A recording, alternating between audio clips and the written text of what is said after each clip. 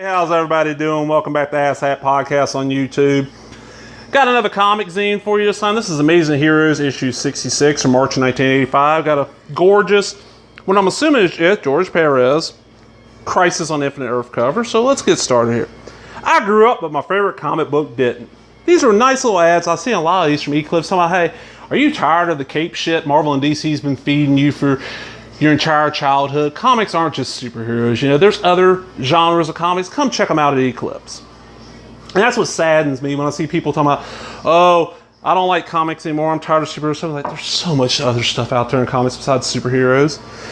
And I know people that, even though they love science fiction, they want to read science fiction comics. Oh, if I want that, I want a book or a movie. You know, go eat a dick. So let's get started here. And I think by this time, yeah, it was being, Amazing Heroes is being published twice a month. So every 2 weeks you got one of these fairly thick issues, and cover price was $1.95. Not bad. Alright, so we got back issues, of course. They always, you know, show. And some more Starhawks. Now, Starhawks was a Archie Goodwin, Gil Kane newspaper comic strip that, from my understanding, didn't get a huge distribution. So, excuse me, Amazing Heroes got the license to reprint them in their book.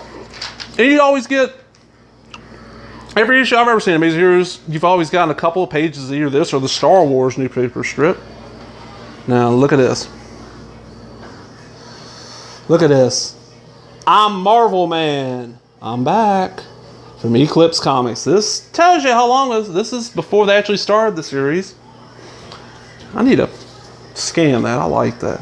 And we got some news flashes about the life of Captain Marvel being reprinted. The Fred Hembeck, The Shores of Marvel Universe one shot's gonna be direct sales only. Blah blah. Yeah. Some stuff about First Comics. You know, Elric, which is now at First, which is where it should have been. Then a big thing on Fantagraph, of course, Fantagraph. Neat stuff number one. Now, this stands out for me because this was the first, as far as I know, first Peter Bagge, or Baggy. I heard it said both ways. I don't know which. Mr. Baggy, if you were actually watching this show, let me know. Neat stuff was his own series. It was an anthology series. It was magazine size, black and white.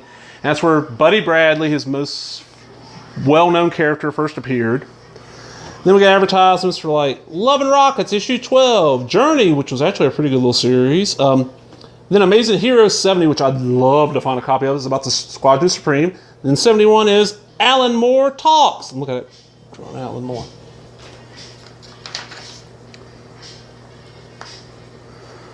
More Eclipse ads. Coming Distractions, which I've shown before. You know, they always tell me what's coming out soon.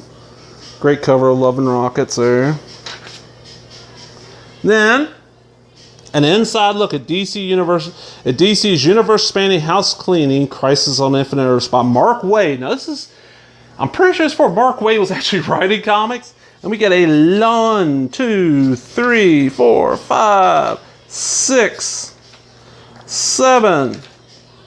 7-page article all about it, explaining what it was. A little ad for Zot. Now, if you don't know what the Crisis on Infinite Earths is, short version, DC realized in the mid-'80s that they thought their continuity was too hard for new incoming readers. New readers were having issues because they had multiple issues. You had Earth 1, which was where all the superheroes are being published in originated from. Then you had Earth 2, which is where all the World War II stuff, like Superman, World War II, and all the Gold Age stuff happened in Earth 2. Then you had Earth S, which was the Fawcett characters. You had, you know, Earth X. You had all these different Earths. And they claimed it was confusing. As a kid, because I was fairly young when the crisis finally did happen, I understood it. So, who knows why they did. But since then, sadly, DC's decided every few years, and Marvel does it too, let's reboot the universe and just, you know, fuck everybody. Zot, Scott McCloud series. Now, here we go. Thanks to Amazing Heroes, best 10 books of 1984. And this is voted on by the readers and writers of Amazing Heroes. This is their top 10 comics in 1984. Number 1, Swamp Thing, of course, Alan Moore. Number 2, John Sable, great series. American Flag, another great series. Teen Titans, which should say new in front of it, but yeah, okay. Fantastic Four, which I'm pretty sure this is the Byrne era by then. X-Men, okay. Blue Devil, that one kind of surprises me. It's a good series. Atari Force, really, really good series. I wish whoever has the rights right now, I know, is it Dynamite is doing the Sword Quest series now? They might have the rights to reprint it. Doctor Strange and then Power Pack. Now we have a fairly long article here by Lou Mogan, I would guess, on Vampire Strikes Back. This is the Dracula comics, Tomb of Dracula and all that. Well written stuff here. Another little ad here from Harrier Comics, talking about a series coming after them called Swiftsure. Never read it. I said a long article on the Dracula thing. The New Wave, Ocean Comics, and I don't think Ocean lasted that long. Actually, this is longer than their Crisis. Jeez, it is. It's longer than and I think this is, yeah. This is not too long after Doctor Strange cast that one spell supposed to destroy all the vampires in the DC in the Marvel Universe. Then by Will Jacobs and Gerard Jones, The Comic Book Heroes, Chapter 3, The Superman Mythos. And, you know, you see a lot of text. This is the Golden Age director. This will show you where different Golden Age stories have been reprinted. Handy little reference that, you know, like, you get Captain Marvel here and lists all the different, Shazam Captain Marvel, of course. Because the Captain Marvel from Marvel did not appear in the Golden Age at all. Then we got Comics in Review. Eager Cleaver, press button number 1. This is a British series written by Pedro Henry, which I've heard conflicting reports on this. Pedro Henry is a pseudonym or a pen name. I've heard it's Alan Moore. I've heard it's a bunch of different other people. I don't really know.